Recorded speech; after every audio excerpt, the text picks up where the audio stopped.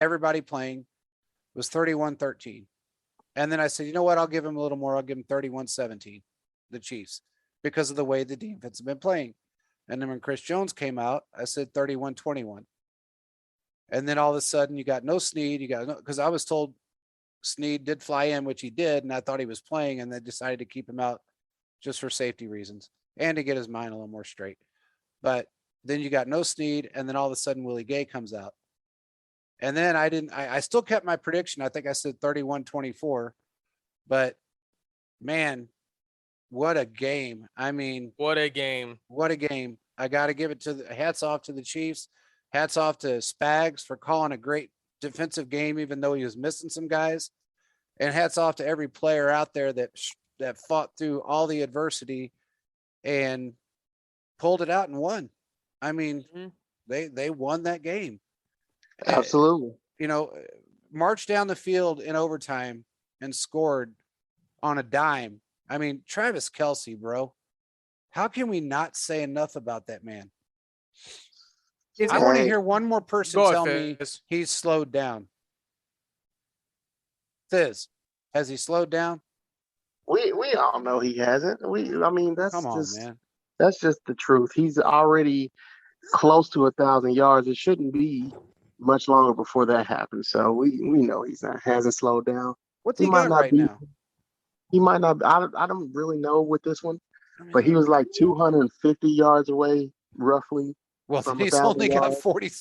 Well, I think he has another 1,000-yard season. 6,000 yards, 6 straight seasons of 1,000 yards. Yeah, he will. And we've got plenty of time left in the season. Let's see if it's updated yet. I don't know what his yardage is right now, but let's just check and see if it got I was looking, but I don't think anything's updated yet. I think what we're looking at from a standpoint of future is like this team literally, I don't know, man, the sky's the limit. They just got to keep going and put their head down and continue to work, because everything that continues to happen, they just keep responding in the right way possible. I mean, and then I don't know if you listened to our last podcast, but I said this was a must-win game. They showed up and delivered, and that's what we needed. So, well, if this is correct, which I don't know if it is or isn't, it shows 875 yards, which I don't think that's right, because he's over 1,000 now with that last game. Yeah, then he's already over 1,000 yards with 191. So there you go. Another 1,000-yard season for a tight end in a row. Was that, how many is that? Six straight seasons of 1,000 yards. Yeah, and he's still got three games to go. You might as well add. You can add easily. I mean, you want to be conservative, you can add 150 yards. If you want to be, I guess a little less conservative, you could say you can add another 225, 230 yards to his game. He may end up having another, depending on how they play the Broncos or how they play the Bengals, because I think the Steelers defense may kind of tailor to trying to stop him. But he looks like right now, with his injury during the first half of the season, that he is making up for it in many ways. Absolutely. So definitely. That's all I can come up with. I don't know what else it could be. That, and to shut up those people that kept saying he was slowed down and he got old in 1 year. And this might be a little premature, but do you guys think Kelce is starting to become the better tight end than Gonzalez? I know this is premature. I'm just kind of curious. What are your guys' thoughts? I think so, but and I know Tony Gonzalez, and I think so. And what do you think, Fizz? I'm not being a homer. I don't think it's premature at all. I mean, we see with a guy like Mahomes, the sky is really the limit. And while if he ever does pass Tony Gonzalez, we know Tony had to have many, many, many different quarterbacks. We understand that. Yeah. But we also know that it's hard to pass a guy like Tony Gonzalez. It just is.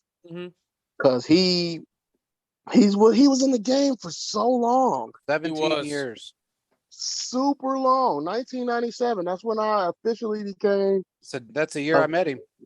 That was the year I decided to actively follow football.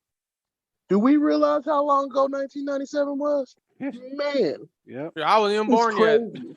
crazy. Shut up, I Kevin. wasn't even born sorry. yet. I was born 98. Shut up. Wow. Wow. That's But terrible. I'm just saying. With that being said, Tony played a long time. When was Kelsey drafted? 2013. 2013. And we're talking about he hasn't even been in the league 10 years. No, Mhm. no. And here, just to put this in perspective, and this is why I say he's better. Tony Gonzalez had roughly 15,000 yards and 111 touchdowns in 17 years. Okay. Now, let's look at it from a different perspective. I was around the team during those times, and you have to remember that they didn't have great wide receivers. They had let go of JJ Burton, so he was gone. They felt like he wasn't worth paying, which was beyond me, Carl Peterson. But anyway, so he was their number one target. He was the most reliable number one target they had. And during that time, you really didn't have anyone that could catch the ball the way he could, that played for the Chiefs and could get open the way he could, or yards after the catch the way he could. So he was the main target. Now you fast forward, look at we're a spread offense. So Travis isn't the only wide receiver out there. You got Hill, we spread the ball out to 8, 9 different people sometimes, most of the time during a game. We've had Sammy Watkins. We've had all these badass wide receivers during this time period. Plus Alex had a lot of great wide receivers. So Travis has had to compete with all these other people, and he's still, I think he's got about 65, maybe 66, 68 touchdowns, somewhere around there.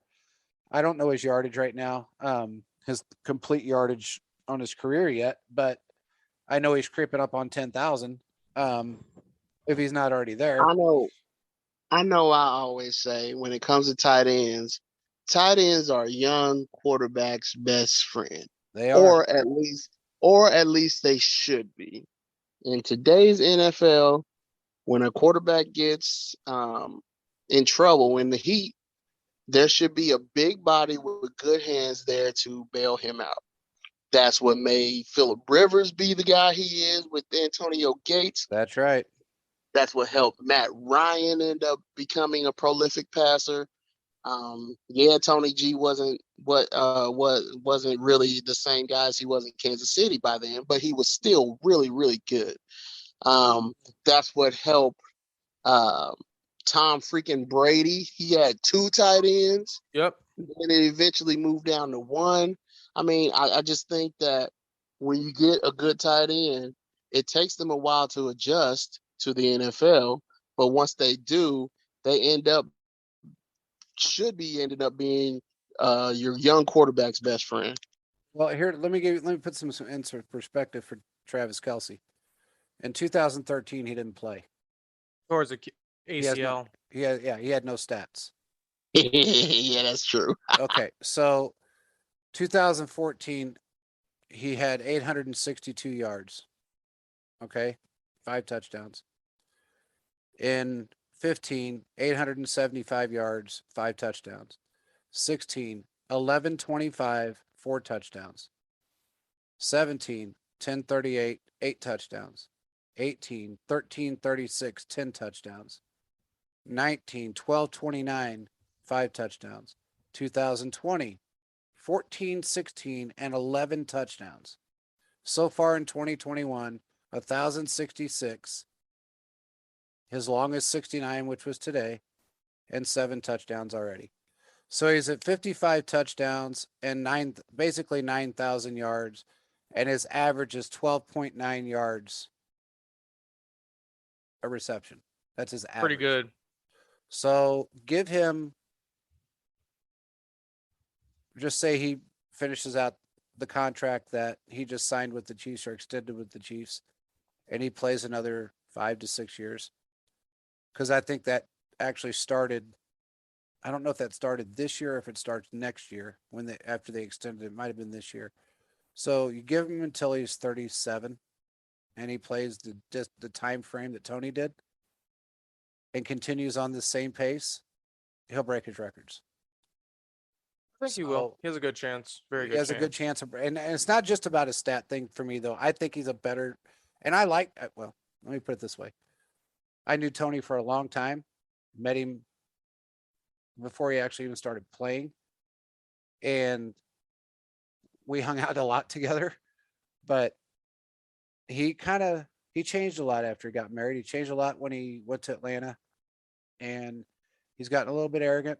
Kind of cut all ties with about everybody, and that's on him. But he really kind of turned my. I guess I lost a little bit of respect for him when he basically gave all the props to Atlanta instead of giving him. I think a lot of people did. Yeah, Yeah, you spent Chiefs 12 fans are years not here. over that. We need to just let it be. Well, it is what it is. It I is think what it 12 is, years yeah. in one city that really gave you all your career stats, and then you go to a place for basically 5, and because they took you to a couple playoff games, they're the reason why you're the name you are. The name you got your name because you were all of your career stats basically came in those 12 years you're with Kansas City, not because you went to a playoff game. So Well, that's just my opinion. But on a side note, I just saw that the Hall of Fame, the NFL Hall of Fame, tweeted that Travis Kelce is the only tight end yep, to record 1,000 yards and receiving yards in 6 consecutive seasons. So I think he passed it. yeah, good. Oh well, that's awesome. That's awesome. Did it say anything about the 191 yards in one game? It didn't say anything. I was just kind of scrolling and I saw that, so I was like, let me mention this on this podcast. So Yeah, that's awesome, man. That's I mean, the dude just balled out like none other tonight, and my hat's off to that guy. He played his life. He just played his life away tonight. He really did. And I know he's tired. He's probably sore, but damn. And that one where that first long run, he got hit pretty hard at the end there and buried his face in the end zone. And I thought he was hurt for a minute, and I think he did feel it. But Tony's not. I mean, I'm sorry, Travis isn't the guy to let a little injury stop him. I mean, he played with a lot of injuries for basically half the season. So, on his arm, which of all things you don't need to be injured. So, and your hand, mainly his hand was hurt. His fingers were hurt. So, props to that guy. Hats off to him. What a night. And what a night for everybody. They had a great night. And I love Tyron's. Last note is I love Tyron's reaction in the end zone when they got that touchdown, because it shows how much passion he has for the game. He wasn't mad at anyone. He was mad at himself because he let it happen. And it was on him and Ward. I mean, it was kind of more on Ward, but it just happened. Ward was sick tonight and he still played. Hats off to him. Yep. So he didn't want to let this team down when there was other guys missing.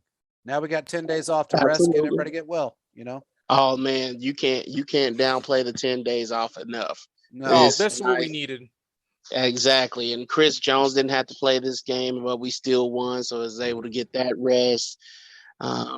Same thing with Willie, and then same thing with Snead. That way that he can get his head straight, because that's going to be tough for him to deal with coming back. So I'm grateful, man. I'm glad we got the win, especially over the Chargers, and we take care of business. The number 1 seed is very much in play. Yes, very for much. Sure. Yes, they're the number 1 seed right now. The Patriots play this weekend. So I mean, anything can change. Absolutely. The Patriots are the number 1 seed right now, though. No, the Chiefs have jumped them because they have a game up on them. Oh, okay. Everything right now. They I have see that what can you're saying. change. Okay. This week's game. Yeah. Yeah. So, and who is the Patriots playing? Colts Saturday football. Hey, man. Hey, you know what? We've talked about this. That might be a game they lose. Yeah, it's very possible. Colts got a good defense, and Carson Wentz has come into his own. He's looking like a different quarterback. He has life back in him again. Finally. Yeah. And